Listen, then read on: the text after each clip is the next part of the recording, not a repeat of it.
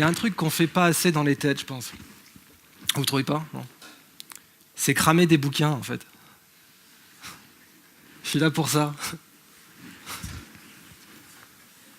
Non, vous avez déjà vu un TED où on brûle des livres ou pas? Eh ben voilà. Ça s'appelle du dépucelage.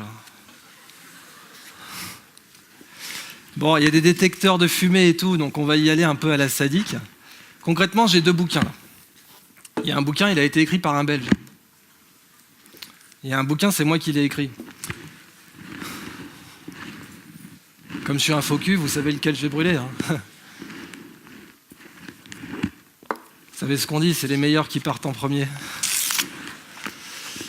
Alors, ça me fait un petit titillement au cœur d'arracher une page de mon propre bouquin et de la cramer devant vous comme ça.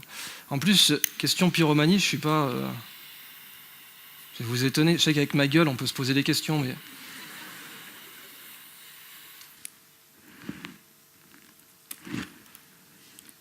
Ah ouais, ça part vite en vrille, hein. On va arrêter pour éviter qu'il y ait tout qui... Une page, bon. L'expérience s'arrête là, parce que si je crame le bouquin, en fait, là, vous sortez tous, enfin, concrètement. Bon, ce que je suis en train de faire, là, et c'est ce qu'on fait à la nature tous les jours, hein. C'est-à-dire là, j'ai arraché une page, j'ai cramé un tout petit peu des lettres. Bon. La nature, c'est une bibliothèque. La nature, c'est une bibliothèque. Chaque espèce est un livre. Et quand on détruit une espèce, c'est un livre qu'on détruit. Bon, là, la page que j'ai cramée, si vous voulez, les lettres qu'il y a dessus, elles existent encore dans d'autres bouquins. La valeur d'un livre, elle est dans quoi, à votre avis? Dans le papier ou dans les lettres? Si on devait garder qu'un seul, les lettres ou le papier? Bah, les lettres, hein, parce que vous pouvez avoir un livre sans papier aujourd'hui, c'est possible. Il y a les PDF, etc. Ça, c'est jouable. Mais un livre sans lettres, c'est pas possible. Et les lettres, d'ailleurs, c'est ce qui font que les livres antiques nous sont parvenus. C'est pas leur tablette de cire, c'est pas leur tablette d'argile, c'est leurs lettres, les traditions orales, etc. Ça, c'est la nature. C'est la nature par Mucha. On m'a dit qu'il fallait dire Moucha, mais quand je dis Moucha, personne ne comprend. Quand je dis Mucha, non plus. Alors, c'est chez vous, ça. Hein. C'est visible à Bruxelles, au musée Fin de siècle. Et oui, j'ai dit c'est chez vous, vous avez bien compris. Je suis français. Personne n'est parfait. Et la nature, c'est une bibliothèque. C'est vraiment ça le sujet. Je voudrais revenir... Donc ce bouquin, du coup, je le garde. Voilà, j'ai gardé celui-là parce que vous allez voir qu'il est vachement intéressant. Il a été écrit par un Belge, Gunther Pauli, qui pose une idée très simple. Vous savez que pendant 300 ans, on a vécu dans l'idée que nature et industrie, on ne pouvait pas avoir les deux. C'est-à-dire que là où il y a de l'emploi, il n'y a pas de nature, c'est la ville. Et là où il y a de la ville... Là où il y a de l'emploi, pardon, il n'y a pas de nature, c'est la ville. Là où il y a de la nature, il n'y a pas d'emploi, c'est la campagne. Et on ne peut pas avoir les deux, nature et emploi, c'est pas jouable. Voilà. Et ça fait 300 ans qu'on vit dans cette idée-là, hein, que vous ne pouvez pas avoir nature et prospérité en même temps, qu'il y en a forcément un des deux qui va mourir. Et pour l'instant, pour créer la prospérité, on détruit la nature. En fait, ça, c'est un mensonge. On peut avoir les deux. La nature, c'est une golden girl. Ça, c'est le premier point. Vous voyez, elle est toute en or, là. D'ailleurs, qu'est-ce qu'on peut dire de la nature d'après cette sculpture? Cherchez pas trop loin. Elle est bien gaulée. Bon, la nature est belle. La valeur économique de la beauté de la nature, ça saute aux yeux. Je veux dire, un appartement avec vue sur parc a plus de valeur qu'un appartement avec vue sur parking. Jusque-là. Et à New York, ils ont fait Central Park. Manhattan, c'est un des immobiliers les plus chers au monde. Ils ont quand même immobilisé du foncier pour faire Central Park. Et Central Park, c'est plus grand que Monaco. On peut faire tenir Monaco dans Central Park, qui est le foncier le plus cher au monde d'ailleurs. Mais si vous disiez aux New-Yorkais, vas-y, on crame tout et puis on met des bâtiments, ils diraient non. Donc la beauté de la nature, c'est déjà une évidence comme valeur économique. Mais je vais vous montrer qu'en fait, elle a aussi une valeur bien au-delà. C'est pas seulement sa beauté qui a de la valeur. Au XXIe siècle, nature et emploi vont travailler ensemble. Parce que la nature, c'est le meilleur économiste sur Terre. Alors entrons dans le vif du sujet. Ça, c'est le nouveau campus d'Apple. Ils sont pleins aux as. Ça leur a coûté 4 milliards, ça. Quand ils téléphonent à leur banque, Apple, la banque répond « Votre compte est créditeur du PIB du Qatar, plus le budget de défense français. » Et quand je dis ça aux ricains, ils disent mauvais exemple. Ça, c'est Bagdad, ça a influencé Apple. Et en fait, Bagdad, c'était la Silicon Valley de l'époque. C'est de là que vient le mot algorithme et le mot algèbre. Et là, vous voyez, dans les deux cas, il y a vraiment l'idée qu'on extrait de la connaissance et que la nature est au cœur de la cité. Au cœur de la cité, il y a un jardin, qui est le symbole du paradis. Ça, c'est Bagdad avant le pétrole. Et Bagdad avant le pétrole était beaucoup plus riche que Bagdad après. Là, Bagdad creusait de la connaissance. Ce qu'il vendait au monde, c'était de la connaissance, capitale mondiale des mathématiques. Donc, quand on extrait de la connaissance, on est plus riche que quand on extrait du pétrole. Et ça, c'est pas nouveau. C'était valable à Bagdad, mais c'est valable encore aujourd'hui pour Apple, c'est valable pour Facebook qui vaut 300 milliards en bourse alors que Total vaut 90. Total fait du pétrole, Facebook fait de la donnée. Si vous extrayez de la connaissance, vous êtes plus riche que si vous extrayez du pétrole. Et je ne connais pas un seul pays dont l'économie soit basée sur la connaissance qui soit moins riche par habitant qu'un pays dont l'économie est basée sur le pétrole. Donc, quand vous creusez du pétrole, au bout d'un moment, vous touchez le fond. Mais quand vous creusez de la connaissance, à quel moment vous touchez le fond? À quel moment vous pouvez dire « ça y est, j'ai extrait toute la connaissance possible » ? Alors, pour en revenir à la nature, ça c'est une diatomée, et son squelette il est en verre, donc en oxyde de silicium. Quand la nature fait du silicium, ça ressemble à ça. Quand nous on fait du silicium, ça ressemble à ça. Voilà, la mémoire de vos téléphones, ça ressemble à ça. Donc, vous voyez où je veux en venir? Ça c'est la nature, ça c'est nous.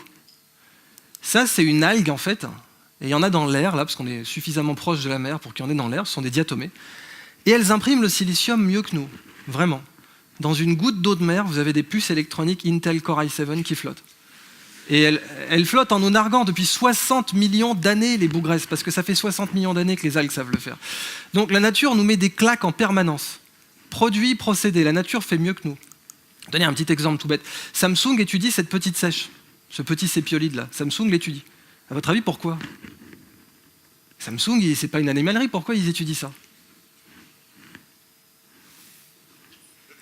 De tous les peuples de Gaulle, les Belges sont les plus braves. Je démarre pas ma bagnole en rentrant chez moi, on est d'accord? En fait, c'est le meilleur écran connu sur Terre. C'est le meilleur écran connu sur Terre. On ne connaît pas d'écran plus performant que cette petite sèche. On appelle ça un optical métamaterial. Donc il y a eu les LED, il y a eu les AMOLED, il y a eu les plasma, il y a eu LCD, et les nouveaux écrans plats, en fait c'est ça concrètement. Je plaisante pas, c'est un taux de rafraîchissement supérieur aux écrans commerciaux. On peut le chiffonner, ça s'auto-répare, ça consomme moins d'énergie. Et aujourd'hui, les grandes sociétés qui fabriquent des écrans étudient cette petite sèche. Donc vous imaginez, en fait, c'est un peu comme si vous aviez un examen écrit. Vous avez un examen, et l'examen, c'est les nouveaux écrans dissertés. Voilà, vous avez 10 ans. Et dans cet examen, il y a l'élève Samsung, il y a l'élève LG, il y a l'élève Apple, qui sont là en train de plancher pour essayer de résoudre le problème. Mais l'élève Samsung, dans sa poche, il a la petite sèche qui lui donne toutes les réponses. C'est donc une anti-sèche. Idriss Aberkan, humoriste.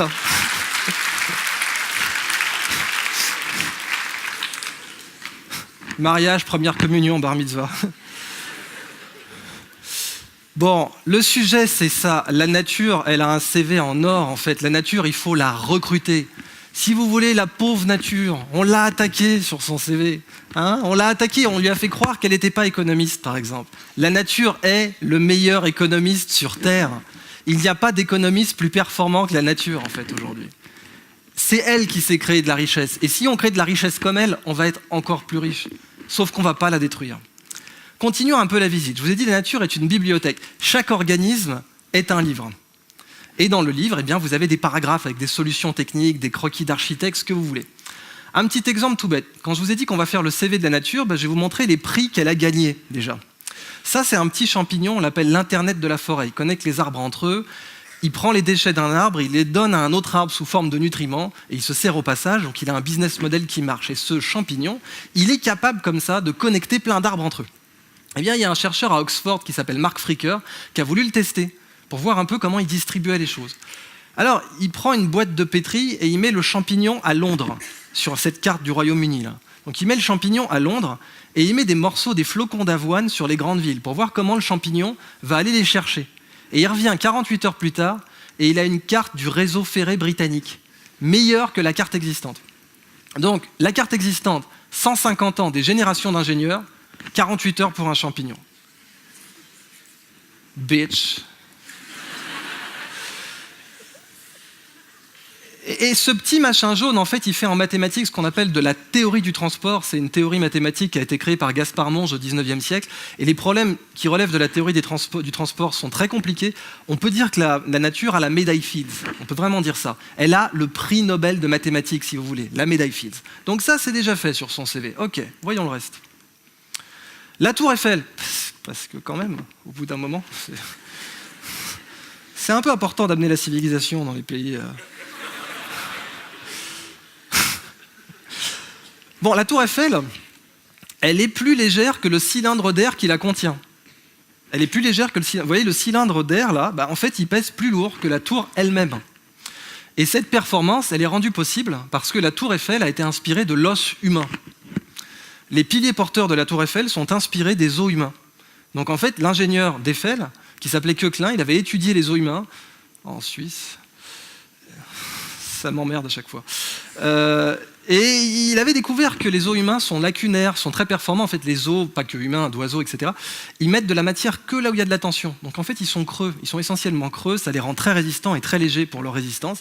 Boum, la Tour Eiffel ou tout un tas de ponts, etc. Donc la nature, elle a un prix Pritzker aussi, prix d'architecture. Ce petit coquillage, il est très toxique. Vous avez vu, il est flashy déjà. Hein, il est flashy. Dans la nature, en général, ce qui est flashy est venimeux. C'est une règle, hein. C'est flashy, venimeux. Il y a plein d'animaux qui vérifient cette règle. Les abeilles, les guêpes, les amanites tumouches, Kim Kardashian, la reine d'Angleterre, Roselyne Bachelot. Et donc ce petit coquillage ne fait pas exception. Il est très très très toxique. À votre avis, alors du coup sa molécule, sa toxine est très puissante, et une toxine puissante en biologie, ça vaut beaucoup d'argent. Je ne vais pas rentrer dans les détails, mais une toxine puissante, ça veut dire en fait qu'elle est précise.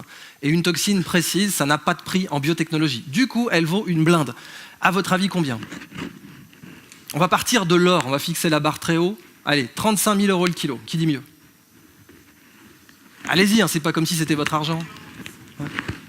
1 million? Plus. 2 millions? Plus. Très bien. 6 millions? Il y en a qui vont repartir avec, là, je sens. 100 millions, c'est plus. Vous avez atteint la limite. Je vous laisse faire le calcul.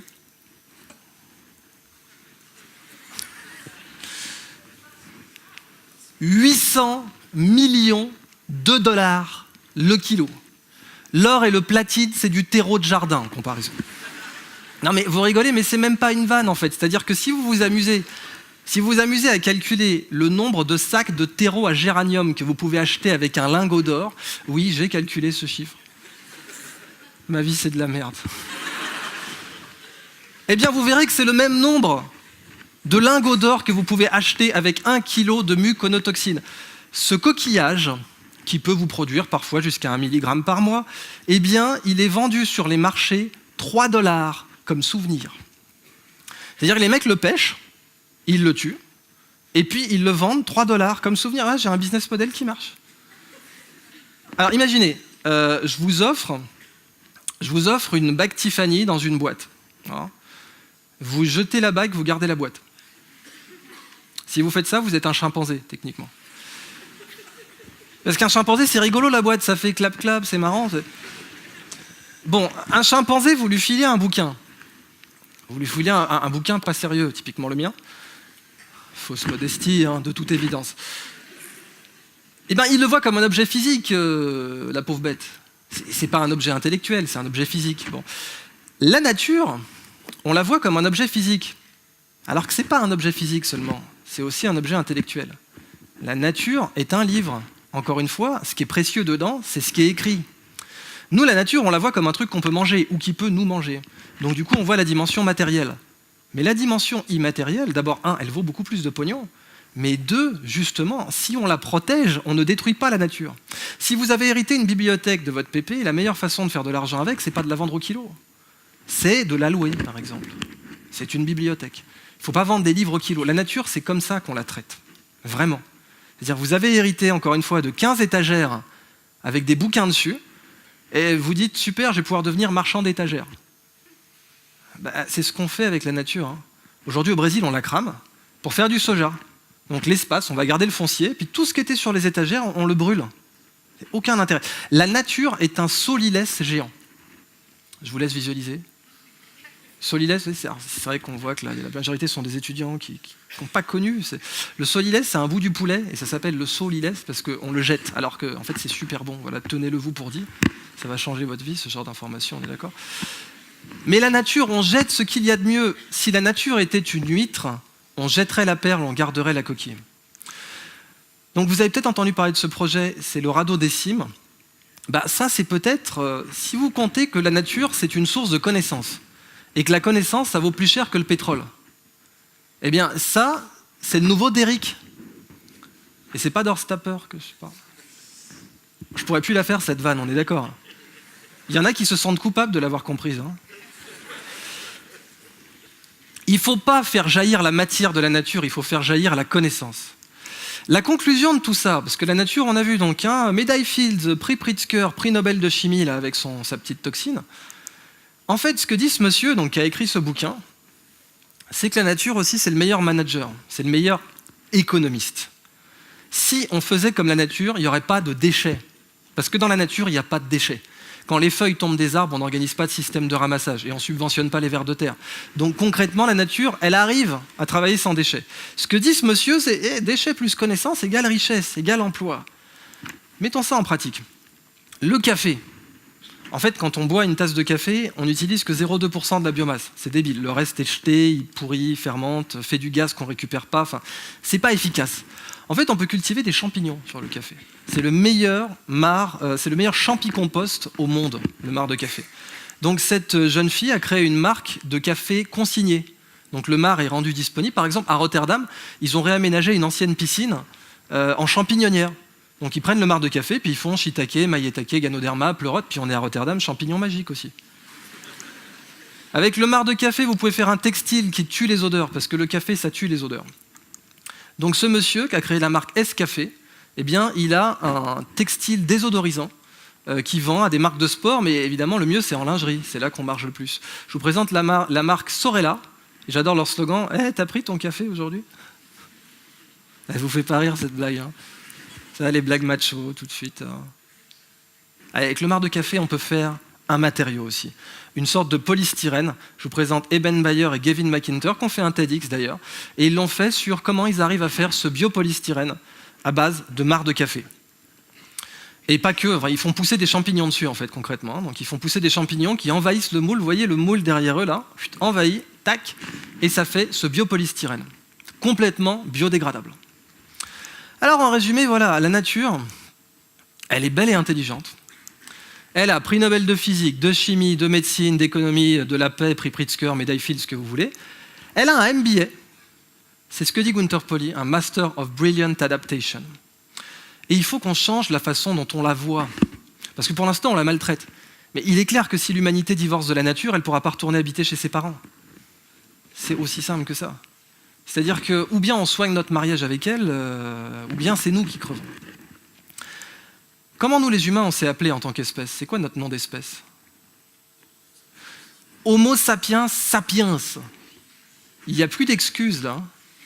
On s'est auto-baptisé l'homme sage, sage. Il y a eu Sapiens neanderthalensis, qui a enterré ses morts, qui avait une boîte crânienne supérieure à la nôtre, 1,8 litre, nous c'est 1,3. Mais nous, on s'est auto-baptisé, modestement, Homo sapiens, sapiens. Je gère N6, quoi. Alors, la question, c'est ça. Quel Homo sapiens on est? Est-ce qu'on est Homo sapiens materialensis? Non, on a décidé de ne pas s'appeler comme ça. Ou est-ce qu'on est Homo sapiens sapiens, pour de vrai? Allez, pour conclure, j'aimerais me livrer à une petite expérience. Levez-vous, s'il vous plaît. J'ai un peu dépassé. Levez-vous, ça va vous dégourdir les jambes, en plus, ça fait du bien.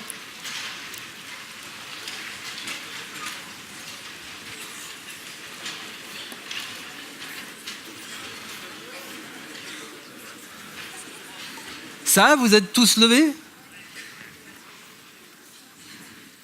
Eh bien, vous tous levez, là, comme ça. Vous tous levez bien en rang. Est-ce que vous savez ce que c'est? C'est la façon la plus fourbe d'avoir une standing ovation, bien sûr. Merci.